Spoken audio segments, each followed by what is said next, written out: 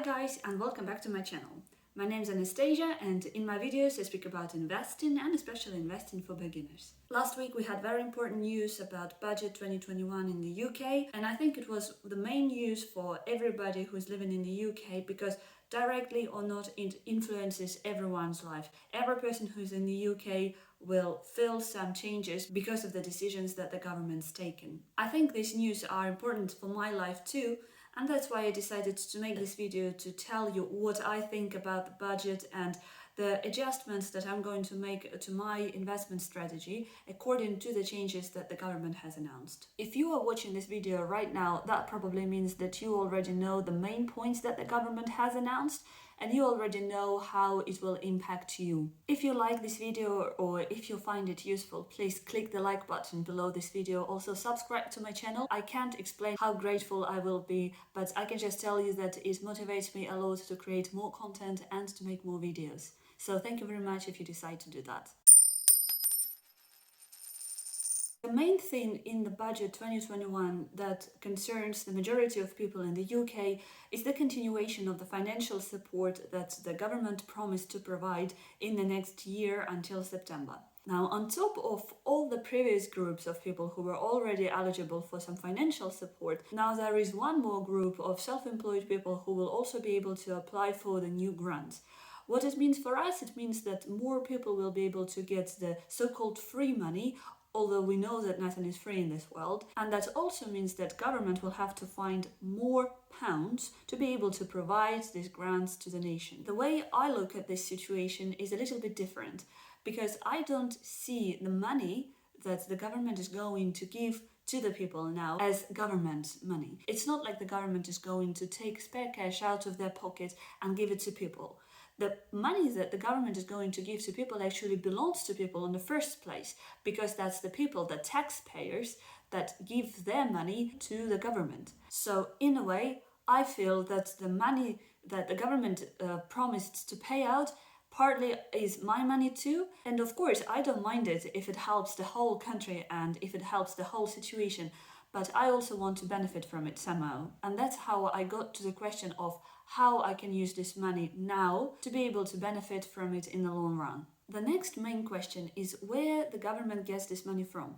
And to answer this question, we have to understand the system and the way the system works. You see, the thing is, the government doesn't actually own any money.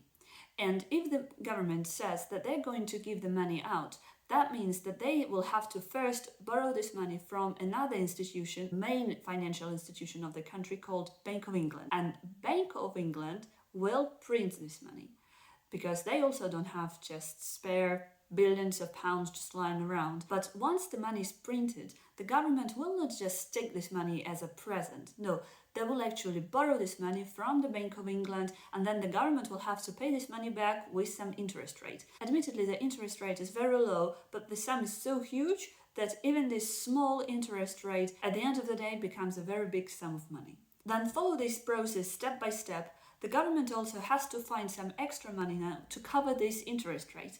And where does the government get this money from?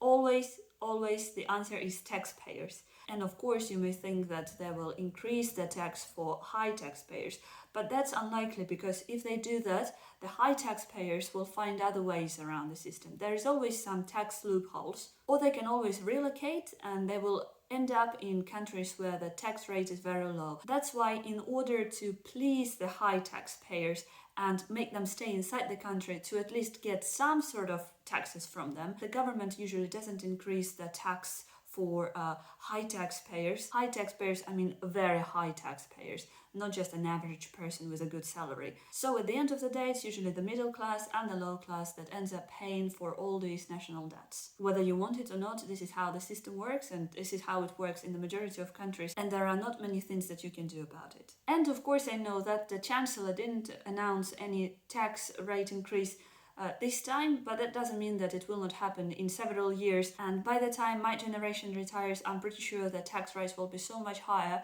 that we will look back at the time when we were paying the rates we are paying now and will think that they were very, very low. In my other video, I've already spoken about what I think will happen to the retirement system in 30 years. I also spoke why printing the money isn't the best idea for the economy in general. If you want to watch this video, I will attach the link to this video in the description box. So there are three main things that I paid attention at when I was listening to the chancellor. One of them is the forecast, GDP forecast. The higher the GDP is each year, the closer the economy of the UK gets to the pre-pandemic level.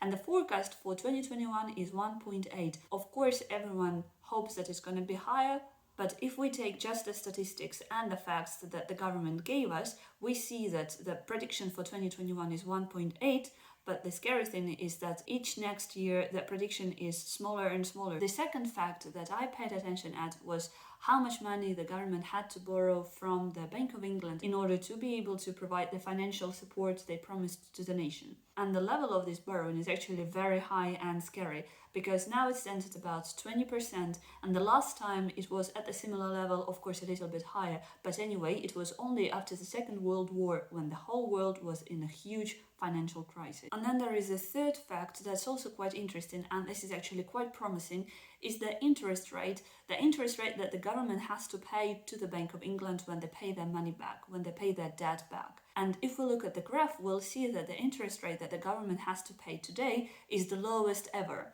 That's good news. That means that even though we borrowed a lot of money, the interest rate is so low that probably the whole nation will not feel it too much. And you may ask, well, what else the government was supposed to do? They had to help the people because the whole economy crashed and it wasn't their fault because the virus came out of nowhere.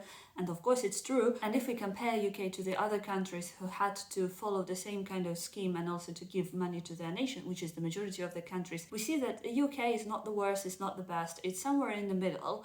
But the country that printed the most money and will pay out the biggest amount is actually the US. The economy of Great Britain, just like any other economy in the world, depends on the US quite a lot, because the US dollar is so-called a reserve currency. If you Google what a reserve currency is, you will find the explanation that a reserve currency is a large quantity of currency maintained by central banks and other major financial institutions in the whole world. This is when, after the Second World War, the representatives of the main economies of the world got together, met, sat down, spoke for a little bit and decided that the US dollar will become the main currency of the world. At the moment, we all have to look at dollar, and if the dollar falls, that's never good for us, because at the end of the day, every bank in the world holds a lot of US dollars. So whether we want it or not, whatever is going on in the US will impact our economy too. Doesn't matter how far geographically we are from the US. Listening to the news about budget 2021 in the UK, my main question was, who are the people that will benefit from it the most, and how I can be a part of this group of chosen people. I came to the conclusion that the people who will benefit from it the most are the owners of big companies, the business people. And let me explain why I think so. The government gives away free money to the people. The majority of people don't think about it on a scale of the whole country. All they worry about is their little household, and they don't want the tax to be increased because they want to get as much money as possible from the government, but give it back as little as they can. Once they get the so-called free money, they try to spend it. So you go to the shop and you spend this money almost straight away, so the money actually ends up in the business. Business people usually don't tend to spend their money. What they do is they reinvest. By reinvesting, they will grow their business. They will open a new shop, they will open a new bakery, they will introduce a new product, or they will employ more people. So the general idea is that they will become richer, whilst the general public will become poorer. Now the question is, how can I use this situation? The answer is actually pretty simple. If I cannot buy the whole business, I'll try to buy a part of the big business to be able to benefit from its potential growth. I can do it through buying stocks and shares. And that's exactly what I'm going to do. My strategy at the moment would be to buy more blue chip companies, because right now the prices are really attractive. And I'm 100% sure that in 2 or 3 years, these companies will grow massively, because all the money in the US, in the UK that the government has provided to the nation will eventually end up inside these businesses. Another idea that I had of how I can benefit from the whole situation and not to lose the money is to invest it into a property. In order to do so, I have to have enough money for the deposit. I also have to find a good investment property because not every property is good for investment. It's a longer process than just buying stocks and shares, which just literally takes one click. That's why right now I'm in the process of searching for a good investment property. But if you agree with me and if you think that investing in stocks and shares is a good idea of how to use the money that you've been given by the government in this year, you can always use the links below this video in the description box. They are the registration links to the best investment platforms in the UK available nowadays. I'm using them myself and I know that I can 100% recommend them to you. If you use the links below, they are all affiliated. That means that I will get a small commission for every person who subscribes through it, and I will be very grateful if you decide to do that. Just as a conclusion to this video, I would like to say that I hope you didn't think that my forecast is like a depressing and I think that the future is horrible. I don't think so. I also don't think that the ideas that the government had are bad ideas. I'm sure that the government is doing what they can, and that's how the system works in the whole world. It's not only the UK that found itself in this situation. My main question was how I can benefit from the situation, and this was the main idea that I was trying to share with you in this video. So thank you very much for watching this video to the end, and I hope to see you soon.